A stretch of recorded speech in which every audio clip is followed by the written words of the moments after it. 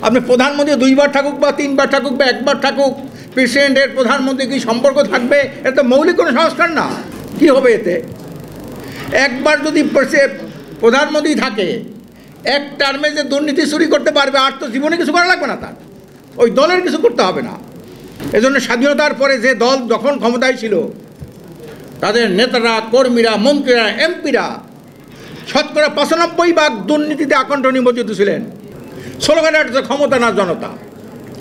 আরে জনতার কথা বলে তো অনেক দলই ক্ষমতা গিয়েছিল, জনগণের গলাটির ভিতরে হত্যা করেছে।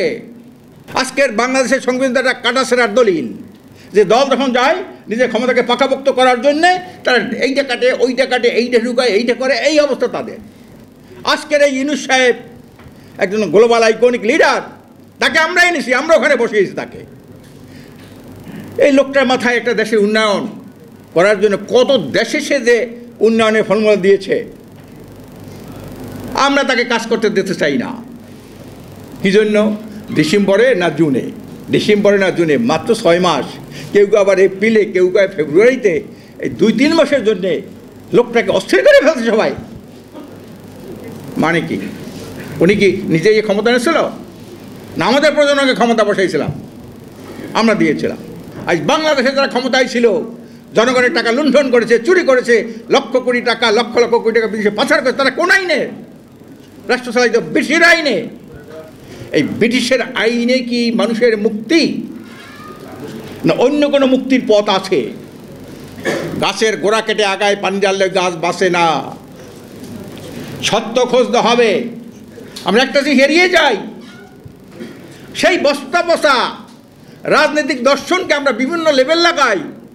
উনি লিবারেল ডেমোক্রেটিক, উনি লিবারেল, উনি ডেমোক্রেটিক, উনি সেকুলার, উনি অসাম্প্রদায়িক, এই কথাগুলো সুন্দর করে রূপ লাগায়।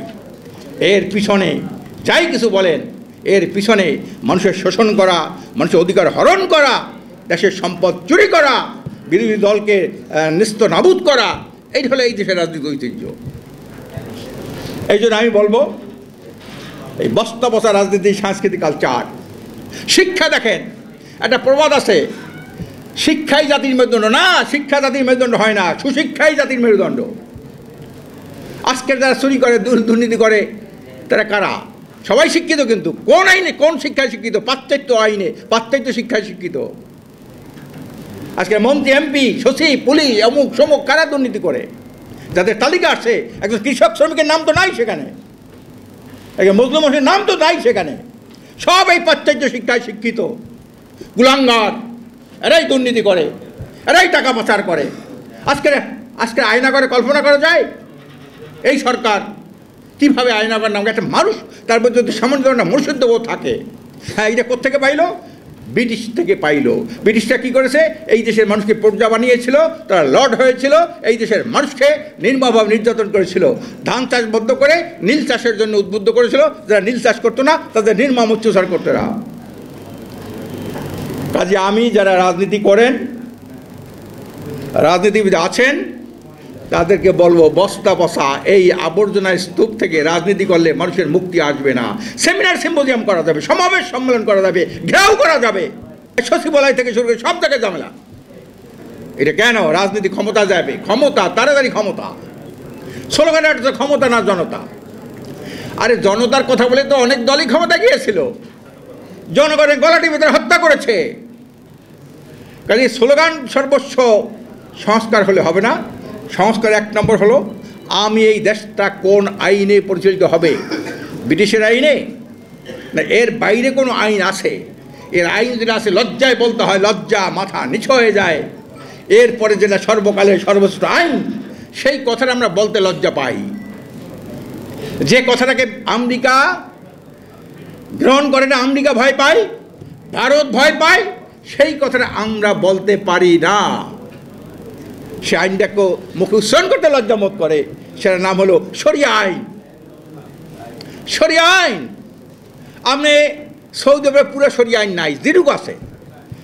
আমেরিকায় 1 ঘন্টা যতগুলো ক্রাইম না হয়, চুরি, ঘুষ, সন্ত্রাস, ধর্ষণ, সৌদি আরবে 1 বছর সেই ক্রাইম হয় না। শরিয়া আইন আল্লাহ প্রদত্ত, সর্বজনীন, সকল মানুষের জন্য। যেমন রাজার জন্য তেমনি প্রজার জন্য, যেমন ক্ষমতাকেন্দ্রের জন্য সাধারণ নাগরিকের জন্য। আর এ বর্তমান আইনে আইন শুধু জনগণের জন্য, আইন শুধু বিরোধী দলের জন্যে, নিজের দলের জন্য না। কাজে এই জন্য মৌলিক সংস্কার এইখানে আনতে হবে। ধ্যান ধারণার সংস্কার না হলে এই কাগজে কলমে সংস্কার করে কিছুই তো হবে না।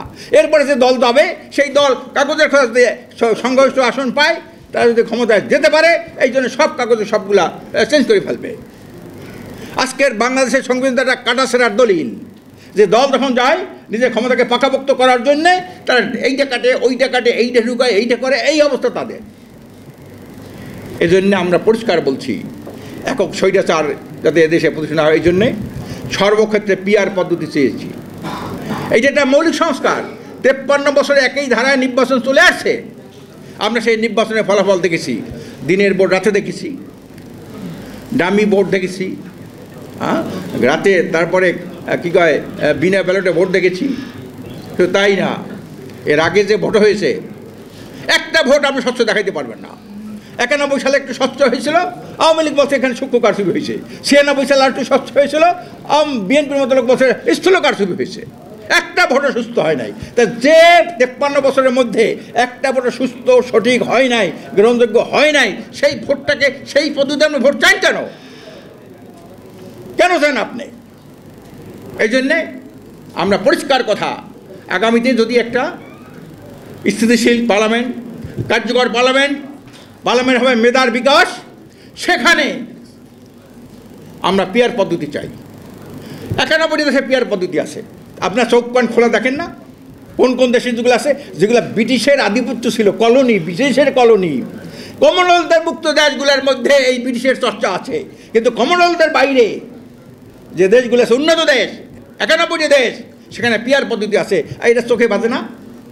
কেউ অর্ধেক চায়, কেউ অর্ধেক চায় না, কেউ মিক্স চায়, কেউ পুরে চায়, নানান ঝামেলা। এই জন্য আমি পরিষ্কার বলবো, মৌলিক পরিবর্তনের জন্য আরেকটা রেভলিউশন দরকার, একটা বিপ্লব দরকার। গোজামিল দিয়ে বিপ্লব হয় না, লুকোচুরি করে বিপ্লব হয় না।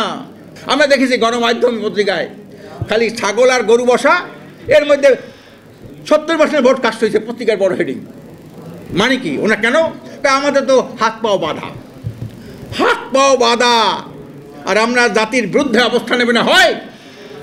আমরা মানিক মিয়ার মতো সাংবাদিক হন। তোমার দশে মানিক মিয়া সাংবাদিক রায়গঞ্জ ছিলেন, মুজিবুর রহমানের মতো সাংবাদিক হন।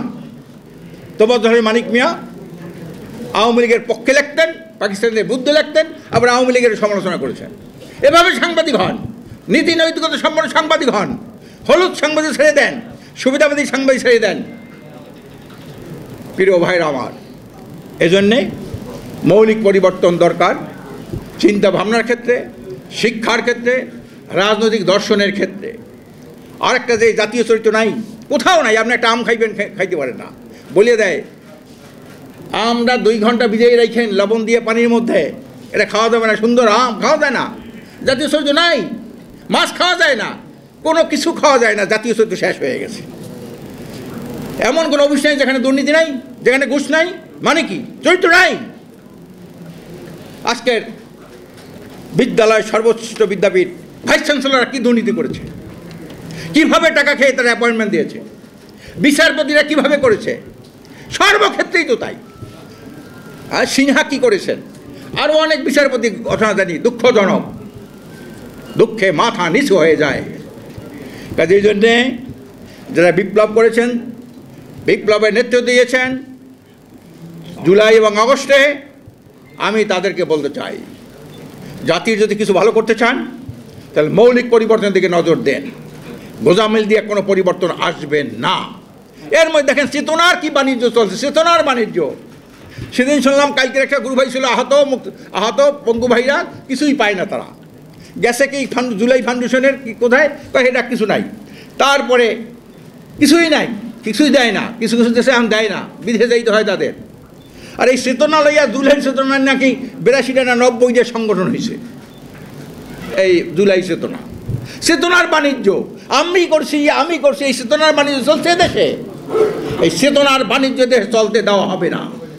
এই যে জনগণ, দেশপ্রেমিক জনগণ জেগেছে। 70-71 মুক্তিযুদ্ধের চেতনা, মুক্তিযোদ্ধাদের সার্টিফিকেট জাল সার্টিফিকেট। মোজাম্মেল হক মুক্তিযুদ্ধ বিষয়ক তার সার্টিফিকেট জাল। এই মুক্তিযোদ্ধার চেতনা নিয়ে ব্যবসা করেছেন। 90-এর গণতন্ত্রের এরশাদের পতনের পরে গণতান্ত্রিক চেতনা, যারা গণতান্ত্রিক চেতনা এরশাদের মধ্যে কয় এটা আমরা, নুর হোসেন চত্বরে যে ফুল দেয়, মালা দেয়, তাই নিজেই গণতন্ত্রের গলাটাই হত্যা করেছে। আবার এই জুলাইয়ের চেতনা 82-এর সংগঠন দরকার আছে। এই খাই চেতনার গোষ্ঠী শুদ্ধ এখন নির্মূল করে দিতে হবে। চেতনা একটা ছিল, ফেসিবাদের পতন হয়েছিল, মানুষ অধিকার প্রতিষ্ঠা করার জন্য এটা হয়েছিল, বৈষম্য নিরসন করার জন্য হয়েছিল। স্বাধীনতার সংগ্রাম কত সুন্দর নাম, সুন্দর কী কয় কানাসেলের নাম পদ্ম, কত সুন্দর কথা, সাম্য, মানবিক মর্যাদা, সামাজিক সুবিচার, কত সুন্দর সুন্দর কথা বলেন।